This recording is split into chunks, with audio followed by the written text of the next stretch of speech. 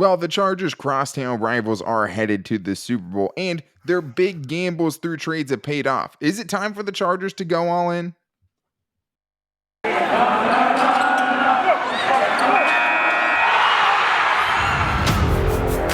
You are Locked On Chargers, your daily podcast on the Los Angeles Chargers, part of the Locked On Podcast Network, your team every day.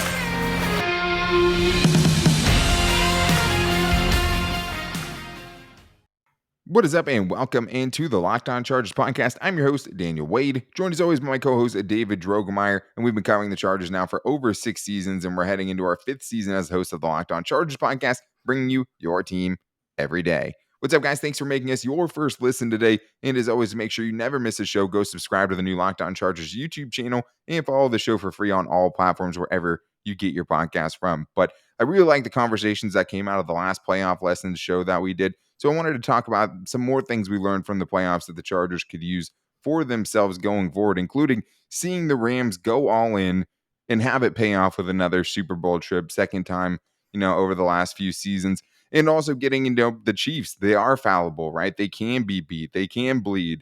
And also we'll get into maybe the 49ers needing a little bit more Brandon Staley getting too conservative in the fourth quarter, and the whole Joe Burrow, Justin Herbert conversation with one of them going to the Super Bowl right now. But David, we have to start with the Rams because it's obviously the Chargers in-town rival. And I mean, I think that's not really a rivalry. It's hard to say at this point. They'll play each other next year, so you'll actually get to see them go one-on-one. But the whole fight for LA thing, it's never really seemed like a big battle. But there is one thing that you can't deny, though, and that's one of the teams is playing a Super Bowl in their home stadium. And that team isn't the Chargers, it's the Los Angeles Rams. And one of the things that we've seen from the Rams is the willingness to go all in. And it's not the first time they did it this year. They did it in 2018, bringing in guys like Brandon Cooks. They made a bunch of trades, ended up getting to the Super Bowl, bringing in Marcus Peters, Aqib Talib. And now this year they trade for Matthew Stafford. They upgrade over a quarterback in Jared Goff, who got them to a Super Bowl, which, I mean, was an easy way to see that upgrade. And they also brought in another player in Von Miller, who's played giant dividends in the playoffs. So it's just crazy to look at and seeing it. It's working out. Les Snead is saying, F them picks, getting rid of all his first round picks to contend now. And they're in the Super Bowl. So it's just at this point for the Chargers, is that something that Tom Telesco should be looking at and realizing that he should be more aggressive? I think there's no way that if you're Tom Telesco, you can't look at what the Rams have done, the team that plays in the same city as you are, and you find them in the Super Bowl while you are at home watching them in the biggest game on the biggest stage in the NFL world. So there's no way that Tom Telesco is sitting there right now and thinking, what I've done in my near decade as the Chargers general manager has been enough. He's safeguarded picks. He's been so conservative. He hasn't made any trades. He hasn't done anything outside of his normal routine, which is to draft and develop and to reward their own. That hasn't worked. It's just quite frank. They've been to the playoffs twice in his 10 years as general manager. The formula has not worked. It is time to reevaluate for Tom Telesco and the Chargers. They've had enough coaches. I don't think it's about the coach anymore, Daniel. It's about the person who's making the personnel decisions. Yeah, and I mean, there's a lot that goes into it, right? And I mean, just because you go all in doesn't guarantee you a spot in the Super Bowl. And you have to know when to pull the trigger, right? You have to know when is the time to push all your chips to the middle of the table and feel like you're bringing in a piece that pushes you over the top, right? And I'm not necessarily saying the Chargers, trade all of their first round picks. The Rams don't have a first round pick until 2024. So we're not going to know the long-term fallout of this situation for many years, and maybe they continue to keep, trading away those first round picks. Maybe they never have a first round pick again. It's hard to say at this point. I'm not necessarily advocating for that, but I think there is a happy medium. I think you even look at the Bengals, who we'll talk about later in the show, like brought in BJ Hill this year, right? We're aggressive, brought in DJ Reader the year before that to really improve that defense, which paid dividends for them. But I think when you look at the Rams, I just respect Les Snead for just doing it, right? Bringing in all those guys.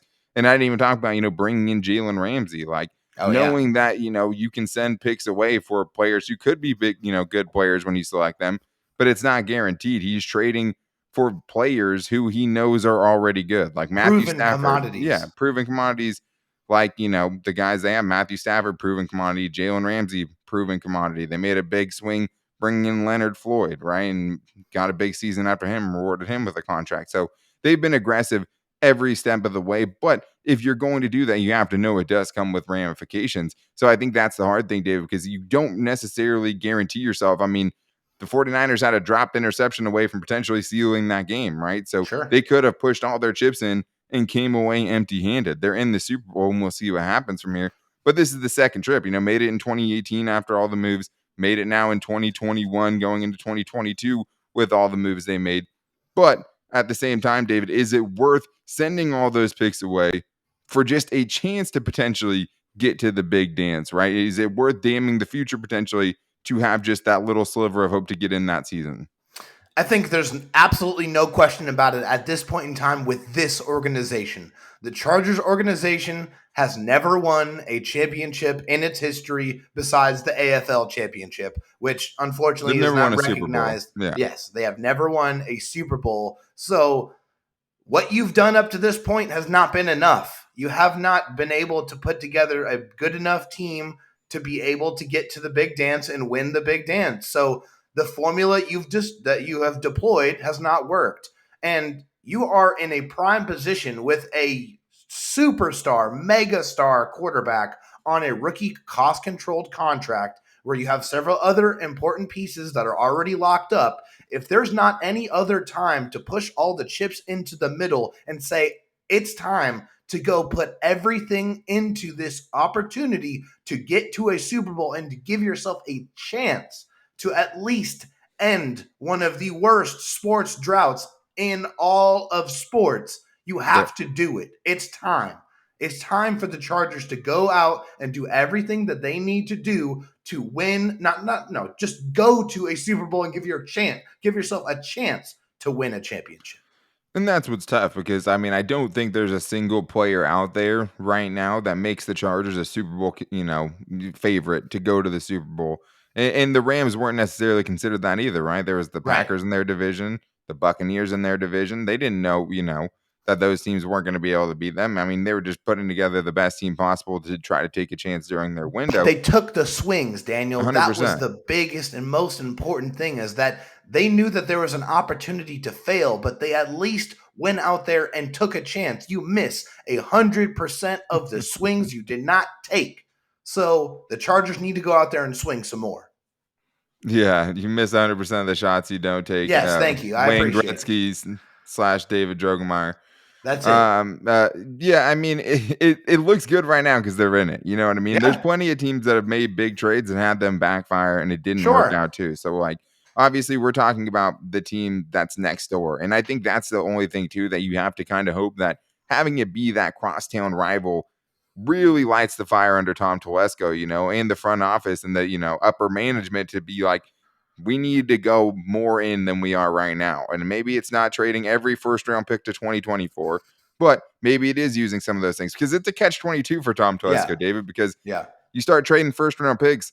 That's the only pick you've been, anywhere consistent with as far as the, bringing in impact players for your team. I mean, that's what Sean Slater and Herbert and Bosa and Derwin James, right? And Mike Williams, all those guys, the best talent you have are your draft picks that you have. So maybe not the first round picks, try to trade everything else first. But yeah, hopefully just seeing that, and not that I think it's, trying to fight for LA, but it's not a good look when you're the second best team in the city that you play for, right? So I think with Justin Herbert and having already missed the playoffs with 2 years of Justin Herbert, knowing he's elite, I mean, that should definitely be, kicking it into high gear for a guy who does have only 2 playoff, appearances in his 9 seasons heading into his 10th year. But the other nice thing too is that, if you do push the chips in, the Kansas City Chiefs are beatable, right? So we're going to talk about that, how the giant has fallen in the AFC and is not headed back to the Super Bowl, and also some of the things that Cincinnati did to make it happen towards the end of that game and just dismantling the Chiefs in the second half. Coming up after this, before getting into at the end of the show, Joe Burrow versus Justin Herbert, and also Kyle Shanahan needing a little bit more of the Brandon Staley balls on him, I guess, for lack of a better term. But first, I need to tell you guys, that there might be less football being played, but betonline.net has way more stuff to bet on this playoff season, from scores, totals, player performance props, to where the next fired coach is going to land. BetOnline is the number one spot for all things NFL betting in 2022. And I mean, the Super Bowl is coming up as well, guys. So if you want to go to the place, you're going to find the most player props, the most ridiculous things to bet on, the funnest things to bet on. BetOnline.net is where you have to go. And it's not just football. BetOnline.net's basketball, hockey, boxing, UFC odds and coverage is the best in the business, from sports right down to your favorite Vegas casino games. BetOnline is your number one spot for all the wagering you guys are going to be doing. BetOnline is the fastest and easiest way to wager on all of your favorite sports and to play your favorite games. BetOnline, where the game starts. All right, David. Well, we talked about our playoff lessons from, the crosstown Rams, but we didn't talk about the fact that the Chiefs lost, right? And that's always nice, just to see your rival, fall. And it was kind of, I think, bittersweet for some Chargers fans, because I A know the lot. Justin Herbert, Joe Burrow, thing. You don't want to necessarily see Joe Burrow win a Super Bowl before Justin Herbert, which we'll get to in the next segment. But you can never root for the Chiefs to make it to another Super Bowl. I mean, that just would be ridiculous. It's your division rival. It was nice to see them fall.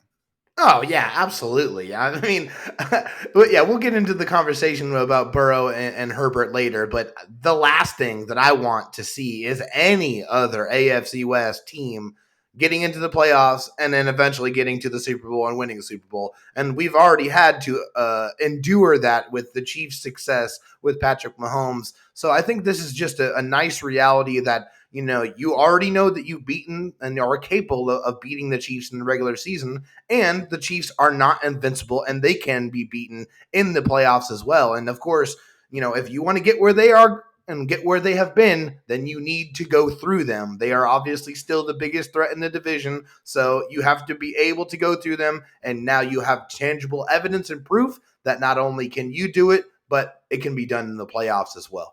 Well, and going into next season, they're still going to be the prohibitive favorites, I think, in the Sure. AFC, because, I mean, even with Buffalo right there, even with Cincinnati beating them twice this season, Yeah. they're still going to have Patrick Mahomes. They're still going to be around. They're still going to be the best team in the AFC West until proven otherwise, right? And that's why it's nice to see. I mean, I don't think that the Bengals laid a blueprint to beat the Chiefs, but they're obviously doing a lot of things right when they allowed 3 points in the second half of the first game in the regular season that led to the Bengals win. And they only Yeah. gave up 3 points in the second half and overtime in a playoff game against Patrick Mahomes. So it wasn't just watching the Chiefs lose. The crazy thing is, like, the Chiefs straight up pooped the bed. Like, it wasn't just like the Bengals went Well, and kind after of, having a commanding lead too, like yeah. in the first half, they were dominant. Like everything that they did, it's like the Midas touch. Everything they touched turned to gold. They scored on pretty much every one of their possessions until the very end. And I think we've seen how many times, at least for the Chargers, how many times those end of half operations have come back to bite them. We kind of saw that in this game too, and then that little bit of momentum that started to change, and then after that, you got to give the Bengals a lot of credit for making the necessary adjustments, Daniel, to be able to actually put themselves in position to come back and win this football game. Yeah, well, and they reminded me a lot of the first game against the Chiefs for the Chargers, right, where they ended up winning. I mean, the Chiefs did get hot in the second half and, I think scored 4 straight possessions, 28 straight points. But at the same time, the Chargers made the plays towards the end of the game and at the end of the halves, right? And that's where this game kind of started to get out of hand for the Chiefs, where they couldn't put it away Right. against the Bengals at the end of the first half. When you have, Patrick Mahomes not knowing the situation and trying to call a timeout that they don't have with 5 seconds left when you start the play, not throwing that ball into the end zone, right? Yeah. We saw Patrick Mahomes mishandle some situations towards the end of the game. And I think, that was the other encouraging thing too, just because, I mean, the Bengals showed some ways to confuse Mahomes. I mean, what they did is in the first half, a lot of cover two, right? They weren't mixing a ton of things up. Then the second half comes along and it's double teaming Tyreek Hill. You're Yeah. mixing up the looks, you're disguising the coverages. I mean, they had safeties running up and down before, the snap happened. And like that extra second started letting the pass rush get home. And that's the one thing too, is like the Bills, as good as their defense was, they didn't have a ferocious pass rush. We saw what that did in the second half for the Bengals, because the 5 straight possessions, this is what the Kansas City Chiefs did: punt, punt, interception, punt, punt. That's one A of the best whole lot of offenses that nothing. we've ever seen, Yeah. doing 5 straight possessions coming up empty. And the last two times when they really needed to kind of put their foot back on the gas, a sack ended each of those drives on third down. So sacks and turnovers, David, the Bengals did a good job of disguising to set the mistakes up by Patrick Mahomes. But it was those things that eventually ended up stalling the Chiefs long enough for the Bengals to get back in the game and eventually win.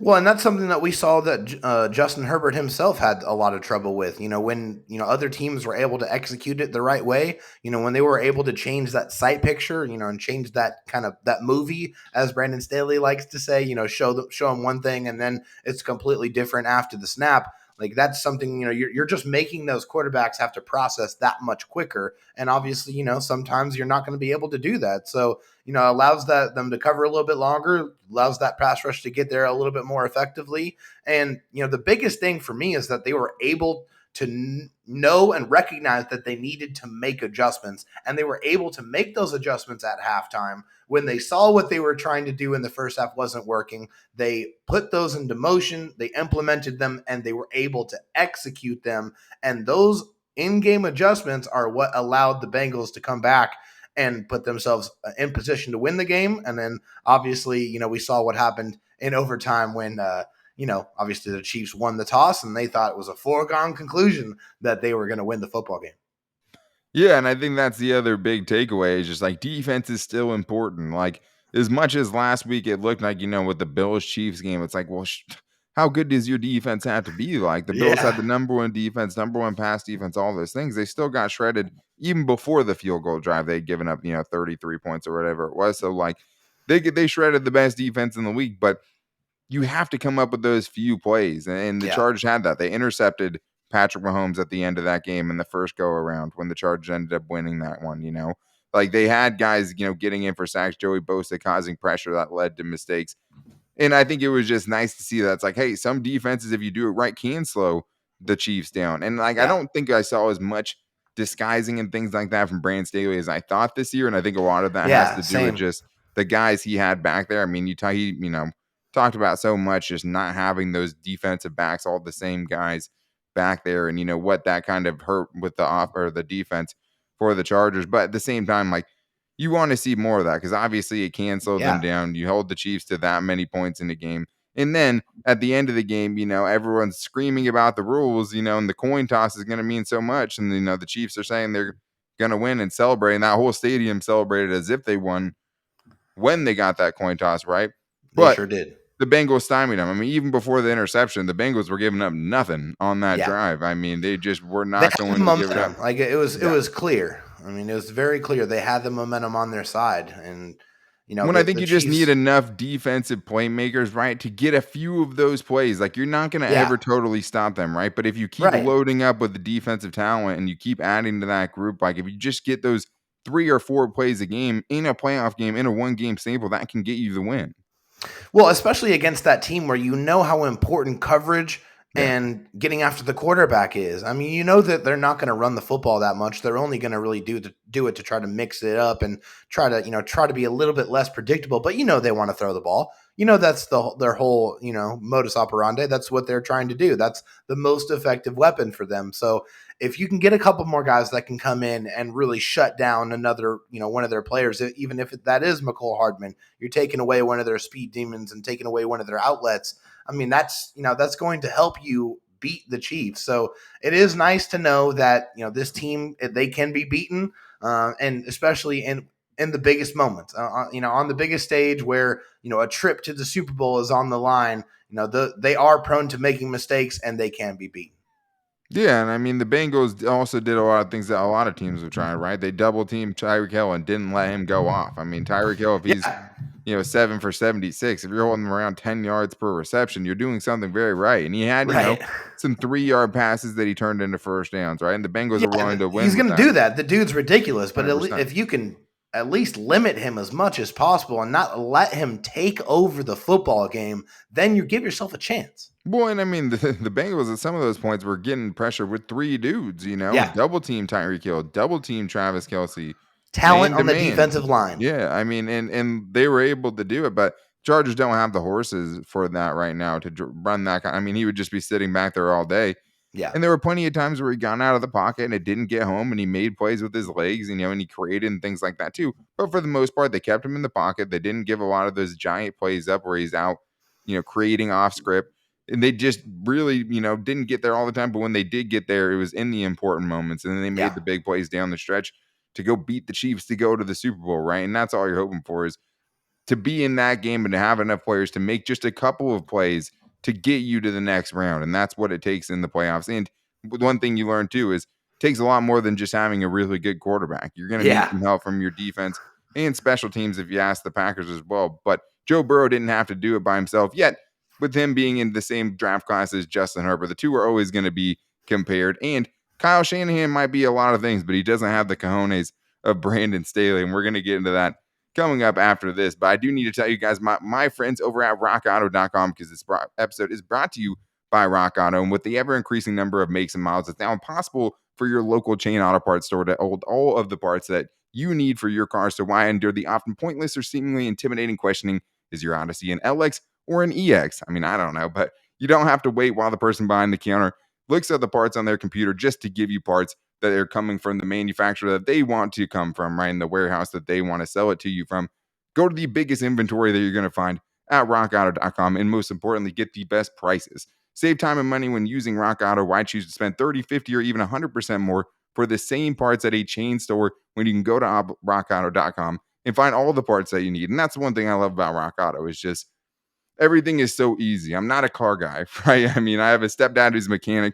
It's a blessing. And I got the okay from him to keep using rockauto.com because they have the best prices available. And I was able to find them, more importantly, on their easy to use website. A few easy clicks, I found the exact part that I needed, double checked the price, got it for a great price, and had it to my house quickly. But that's what I love about Rock Auto. You can support a family owned business and also get the best price and have it be convenient too. Because when you're dealing with car trouble, the last thing you want is an extra headache to have to worry about. But all you guys have to do is go to rockauto.com right now to see all the parts they have available for your car or truck, and make sure to write Locked On in there. How did you hear about us box, so they know we sent you. Amazing selection, reliably low prices, all the parts your car will ever need. Visit rockauto.com. All right, David. Well, now it's time to wrap the show up here by talking about the other two teams we haven't gotten into as much, the Bengals and the 49ers. And I did literally take, something away from all of these games. But one of the reasons why it was tough to watch the Bengals go to the Super Bowl, I think, for a lot of Chargers fans, is like the debate is always Justin Herbert versus Joe Burrow, right? Which is tough for me because, like, I think both are great, and the other thing is, too, is just the Chargers didn't have a chance at Joe Burrow, realistically, Yeah. So I think that's the kind of the tough part, because it's like, yeah, I mean, both guys are great. They're always going to be compared. Even with Joe Burrow going to, the Super Bowl this year, I mean, the book is far from finished as far as which one of these dudes is going to be the better This is quarterback. chapter 1. Exactly. But at the same time, David, I mean, it is always a thing. It's always going to be a thing on social media. They're always going to, compare the two. And one of them, in Joe Burrow, is in the Super Bowl, and Justin Herbert didn't make the playoffs. Yeah, but I have a little news flash for my, my people out there that are so hung up on this Burrow versus Justin Herbert thing. These guys play one position on the football field. Okay, yes, is it the most important position? Obviously, but they don't play one-on-one. This isn't MMA. This isn't UFC. They're not fighting each other. They are playing on teams. It's their offense versus the opposing defense. So I don't understand this whole Burrow versus Herbert conversation. It's completely synthetic to me. It means nothing. I think we should both just appreciate the fact that we have two extremely talented young quarterbacks that are at the beginning of their careers that are going to be able to go out there and provide incredible play for the next decade plus. The AFC is in great hands with the young quarterbacks that are on display. The NFC really needs to catch up. There is a lot of very just mediocre quarterbacks in that conference. So A lot of old quarterbacks, for sure. yeah, exactly. But the AFC is in bright hands, and at the forefront of that, of course, is Joe Burrow and Justin Herbert. I know. It's crazy to think that, last year the NFC was Drew Brees, Aaron Rodgers, Tom Brady, duking it out for a Super Bowl bid. But I mean, obviously, coming from you right there, like, that could seem like sour grapes, right? Like, of course, like when Joe Burrow is in the Super Bowl, all I'm saying is like it's hard to say, take that from a Charger show. Like, of course, yeah, with Joe Burrow in there, it's not quarterback stat wins aren't right. Yeah, And no, I mean, but like I'm saying though, is that of course it seems like we would say that now because it's like, what else are you going to say? One dude's in the Super Bowl and one dude is, sitting on his couch watching the playoffs, right? But I think the thing is you look back to last year when it was Tua versus Herbert because that was the yeah, original conversation, right? right, All the Dolphin fans wanted to bring up Justin Herbert's record, right? That was the big thing. Like, well, look at how many wins Tua has, right? And then look at how many wins Justin Herbert has. But I think when it comes down to things, I think the Bengals just get a ton of credit because I'm happy for Bengals fans. As you know, yeah, Chargers fans are a same, long-suffering fan base, right? They absolutely. they don't get to have the nice things. They don't have the Super Bowl championships of 50 years ago to fall back on and talk trash to Raider fans, right? They don't have those things. But you can understand seeing another fan base like the Bengals, right, who've never won a Yeah, Super Bowl either, got smoked by the 49ers, kind of like the Chargers did in the Super Bowls that they have gone to, right? yep, But at the same time, like they just deserve a ton of credit because they made the right moves in free agency, right? They found a coach that could get them there. I still remember, I mean, I feel like we have to talk a little trash to the Locked On Bengals podcast because I remember last year when they were trying to tell me that Zach Taylor was a worse coach than Anthony Lynn was. So that was a fun conversation to have.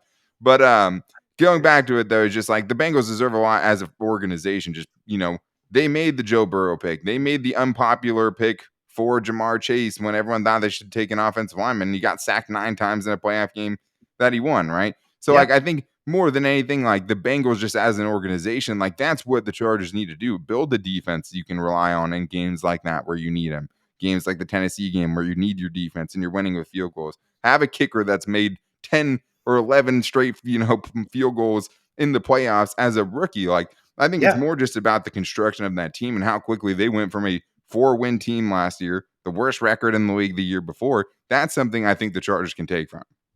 Yeah, for sure. I mean, you look at two different teams, that did kind of similar things, but they did it just a little bit differently. The Bengals went out in free agency and they added some pieces. The Rams on the other side in the other conference, they went out and they made trades to add to their roster. So it's just at least, the Bengals were aggressive and building their roster and trying to put those pieces around Joe Burrow to make him be successful. I mean, Jamar Chase, that was a very polarizing pick. I remember in the moment saying, why are they taking a wide receiver when their quarterback got annihilated and Yeah. was hurt last year because of it? But obviously, the Bengals are the ones that are having the last laugh because they're in the Super Bowl, and they did what they had to do, but they were aggressive in trying to add pieces to put themselves in this position. They have a strong defensive line. They have an okay offensive line. They have great weapons, and they have a decent coaching staff. So they made the moves that they had to get to the Super Bowl. That's what the Chargers need to do. Just be more aggressive in your own way. Yeah, and I mean Joe Burrow has had some special moments too, but like I Definitely. mean he's yeah, it's not like he's been, all-time great during these playoffs. I mean, he has one Right. game with more than 250 passing yards, right? So like the other thing you're learning too is even Joe Burrow can't do it by himself. Even Patrick Mahomes can't do it by himself, right? But at least, they wasn't taken out of their hands like Right. it was for the 49ers in that game and Jimmy G, which, at least the Chargers have something they feel good about putting into their hands, like a Justin Herbert, and you're not, trying to build just the best roster of all time and to try to win with Jimmy G, Right. like the 49ers are trying to do. At least you have the quarterback situation figured out. You're not in the quarterback purgatory that a lot of teams find themselves in with really good defenses and, missing that one piece. Chargers have to get a lot better defensively. But one thing that has stood out to me a lot during these playoffs, David, is just times when I see guys on the field and I'm just like, Brandon Staley would have went for that. Oh yeah. Like so many situations where I'm like, Brandon Staley goes for that 100%. And the 49ers are probably going to be kicking themselves because they didn't go for it in a situation. The 49ers had 3 opportunities where they were on the plus side of the field in Rams territory where they did not go for it. And they ended up losing, right? They ended up losing the game. But some of them are understandable. 4th and 6, 3:26 left in the first quarter. It's 0-0. You end up punting. Did it help you? No. The Rams go on a 97-yard touchdown drive. 4th and 9, third quarter, 10:49 left. They're up 10-7. The 49ers punt from the Rams 42, and the Rams ended up turning it over on down. So it didn't end up hurting them there. Understandable. This is the egregious one. 4th and 2, 9:55 left in the fourth quarter. 17-14, you're up with a chance to potentially go, get a dagger touchdown, put the game a little bit more out of reach. The 49ers punt from the Rams 45-yard line. They even take a penalty, right? Tried to get a draw offsides, didn't go for it.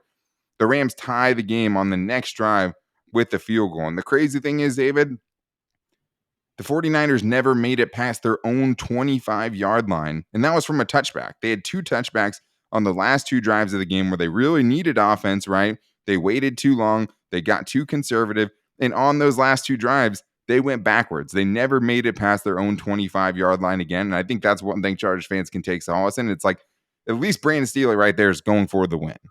Yeah, for sure. And I mean, that's the process. That's his process that he is going to adhere to. He's going to, when he's in those situations, he's going to entrust his quarterback and his best players to go out there and make the play to be able to keep the game moving and keep control of the ball game. I mean, if they go for it on that 4th down and they make it, they can put that ball game, conceivably put that ball game away in that moment. So I think you like the process that Brandon Staley has brought to the table, and in those situations, you would much rather them at least go for it and put themselves in a better position to win the game than to be passive and to punt the football away. We've seen that many, many times in the past.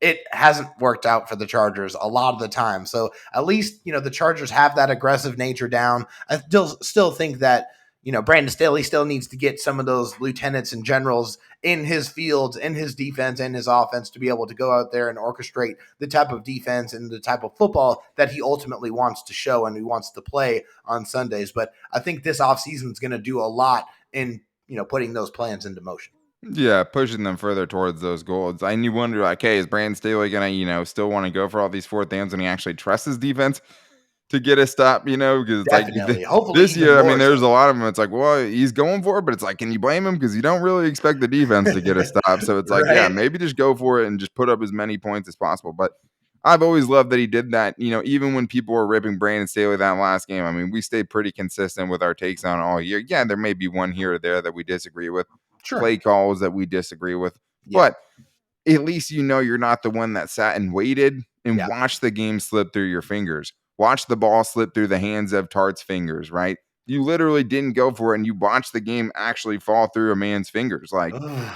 doesn't get any more poetic than that. And at least that's something the Chargers won't have to worry about. But one of the things that's going to, go a long way towards what this team looks like next year is just which of their internal free agents the Chargers decide to end up staying, or end up being able to keep. And that's going to form the, a big part of the nucleus going forward for the Chargers. So that is something we'll get into as well next, maybe on the next show, maybe tomorrow, is just a stay or go, which guys, kind of giving our thoughts on if we think guys are going to stay, if we want them to stay, or if they're going to go, because there's a lot of guys to choose from and a lot of big decisions for the Chargers on the horizon. But we'll also be getting into some Fan Mail Friday again this week. We'll put out some posts this week if you want to get your voicemails in for that show. The number is 323-524-7924. We want to know what you guys want to talk about. And the shorter and more concise your questions are, the more likely they are to get on the show. We'll also put some shows, posts out on Twitter to get on the Friday show. We're at Locked On LAC on Twitter, where you guys can get your questions in. You can tag us anytime on there, or you can hit at me or in David on Twitter as well. You can find me on Twitter at Dan Talk Sports